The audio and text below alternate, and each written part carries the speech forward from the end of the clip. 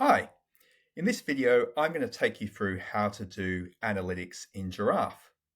Specifically, how you as a developer can do a full financial feasibility assessment using Giraffe.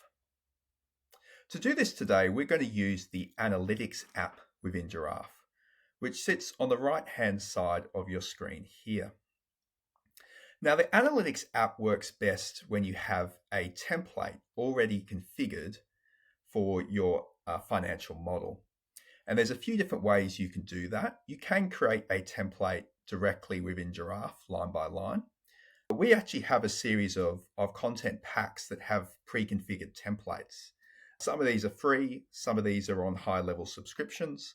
So do speak to your account manager if you want to understand what templates are available for the type of development that you do and the market that you operate in. In today's demo, I'm going to talk through the Australian Feasibility Pack, which I'm going to load into this project now. I do that by going to the Content Library and selecting the Australian Developer Feasibility Pack and clicking Import. Now, it's important to do this at the start of your project because you see when you import an analytics template, it's actually going to replace your existing usages. So what you want to do here, instead of clicking Keep Both, you actually want to say Replace and click OK.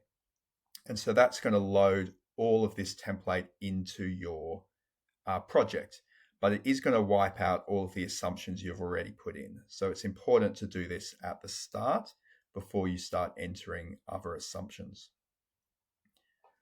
So you'll see now that my analytics template has now loaded on the right-hand side. And the analytics template is very similar to an Excel spreadsheet. And so it has the concept of tabs. You see these tabs at the top. I've got my default tab, which has my profit and loss in it. I have my area tab, which gives me a summary of the site area, the GBA areas, GFA areas, NSA areas by usage. I've got a metrics tab, which gives me some more metrics summarizing what's in my scheme. Number of parking spaces, number of units, net rent for different usages, etc. And then I have the inputs tab. And the inputs tab is similar to that tab in your Excel model where you'd normally have all those yellow cells where you input assumptions that apply across the whole model. Now, one of the most important things to understand when you're setting up analytics is to look at how you're grouping your analytics. Because analytics works a bit like a pivot table where you can select different dimensions that you want to split your analytics by. So you may want to split it by phase, for example, and show each phase on a different column. You might want to split it by building. You might want to split it by usage. The best way I find to split analytics is generally either by layer or by layer group if you're doing groups of layers. And so at the moment, you'll see I'll split it by layer. I've got one layer called default. That reflects my layer on the left-hand side here. That's called default. And so if I call this scenario 1, that will now say scenario 1. And so if I duplicate this layer, I can now call this scenario 2. And you'll see I've got two columns here now, scenario 1 and scenario 2. So if I hide scenario 1, I'm now looking at scenario 2 on the map. If I edit scenario 2, you'll see that those numbers will start to change for the scenario 2. Now, it's important to have your grouping set up correctly because if you have it set to no grouping, it's going to add those two layers together. So it's going to add both scenario 1 and scenario 2, and you're going to have duplicate numbers. So it's important at the start to make sure that you've got this set correctly. If there are layers that you don't want to see here as columns, you can go into the settings icon here.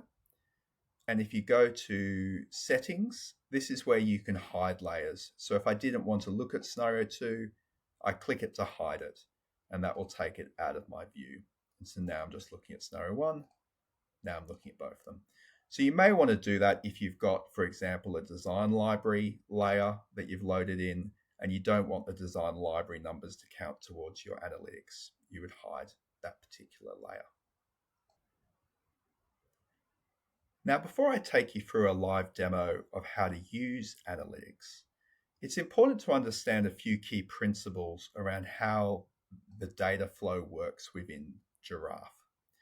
And so there are two things I want to explain before we jump into analytics. The first is the way that Giraffe actually calculates properties attached to geometries. So there are two areas where you can input assumptions on a geometry. The first is on the geometry itself, and the second is within the usage editor. And so within Giraffe, what you can do is actually put a property on the geometry. So if I click on a geometry here, I could add a property directly to this geometry. So if I go add property sale price, that is going to load this sale price down here, and I can put $1,000 in there.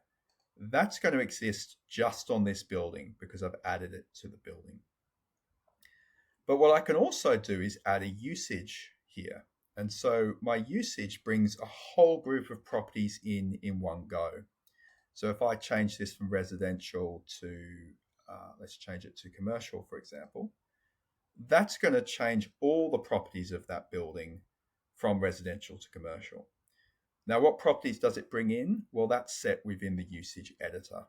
So when I look at commercial here, I've got a whole series of properties that relate to commercial: my efficiency, my cell efficiency, my parking rates, my hard costs, etc. So the end result is when you get to analytics, your properties could be coming from two places. They could be directly typed on the building itself, or if you've assigned the building a usage, it will bring across all the properties that exist in that usage. Now, what happens if you set both? Well, if you set a property in both, it's actually the selected geometry property that's going to take precedence. So if I have a default sale price in my usage, that will apply to everything unless I overwrite it on the geometry. Same with efficiencies. If I set efficiencies in the usage, that efficiency will apply to everything, but then if I overwrite it on the geometry, that will take precedence. So that's the first key thing to understand about analytics, is how the properties work. The second key piece to understand is how the analytics work. So what the analytics is doing is it's doing these Excel-like formulas on those properties. So in addition to the properties that you put on either the usage or the building, Giraffe will also calculate things from the geometry, things like the area of the geometry, for example, or the number of units that fit within the geometry. And so you can also pull into your formulas areas based on what's drawn. The easiest way to understand this is to look at this residential assumption here. I'm just going to look at scenario 2 here. I'm going to turn off scenario 1.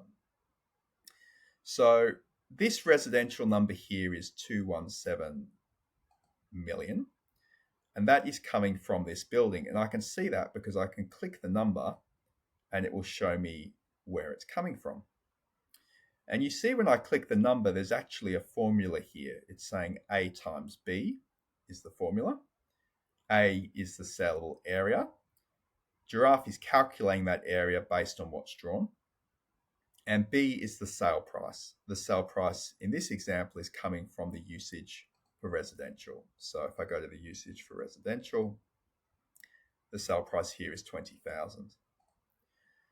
To illustrate the point I made before, if I now add a sale price property here to the building itself and I make that 10,000, that 10,000 is going to overwrite the 20,000. So you'll now see the 10,000 comes through. Likewise, if I change the size of this building, Giraffe is going to recalculate the area of that building. And in this case, I'm using the saleable area.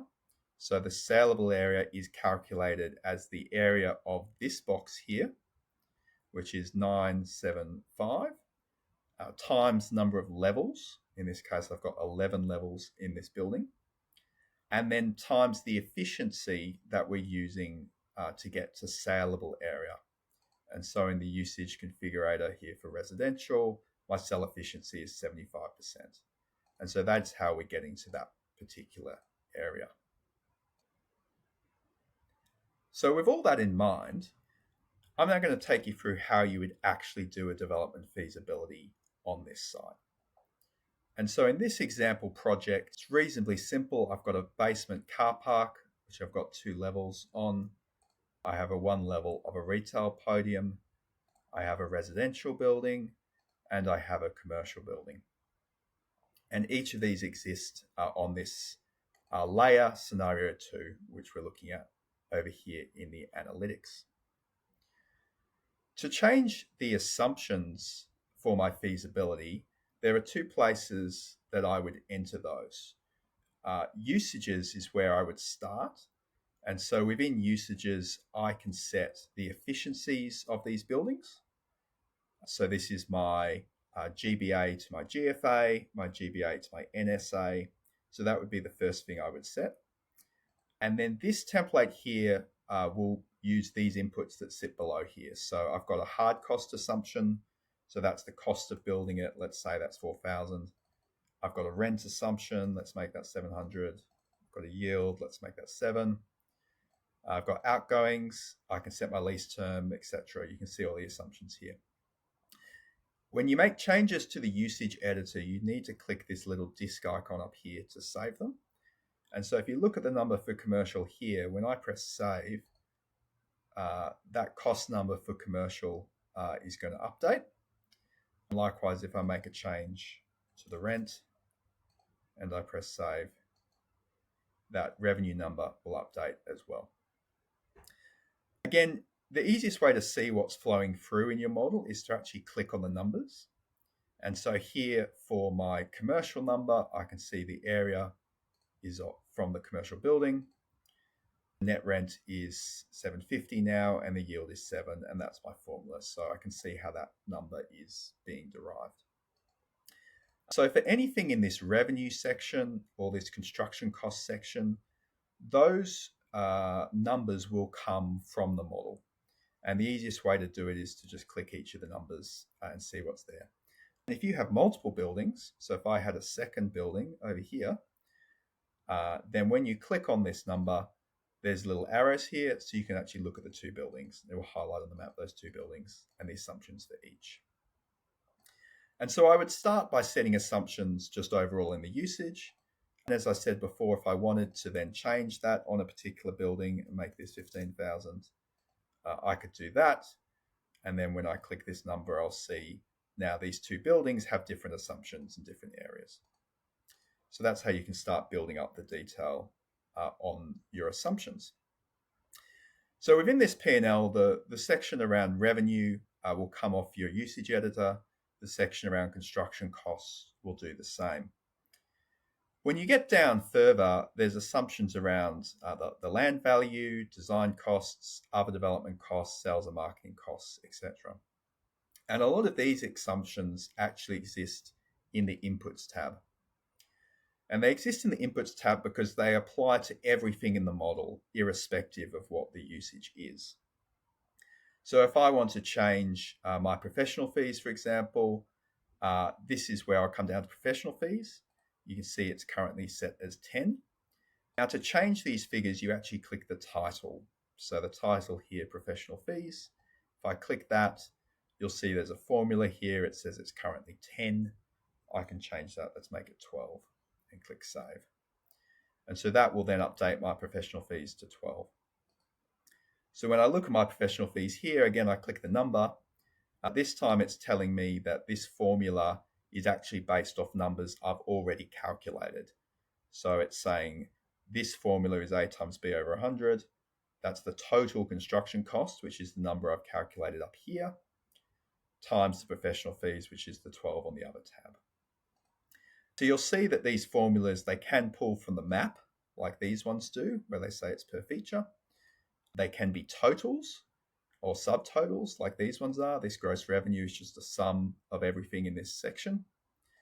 Or they could be formulas that look at what you've already calculated: total construction cost times professional fees, or total costs being the sum of costs excluding land plus the land.